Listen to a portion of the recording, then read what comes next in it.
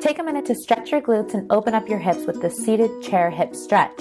So to begin, sit up nice and tall on those sitting bones with your knees directly over your ankles and your pelvis squared off.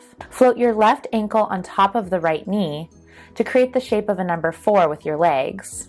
Coming into our alignment, you want to think about kicking your left hip back, pulling your right hip slightly forward, and lengthening your left knee away from your left hip, creating more space through that outside line. You can stay and breathe into that shape, or if you want to intensify your stretch, hinge forward over the left shin and then float back up to back off of the stretch. Again, hinging forward and then floating back up.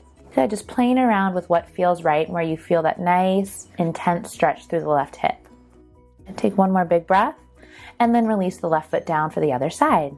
Square your pelvis off as you float your right ankle on top of the left knee, sending your right hip back, pulling your left hip forward,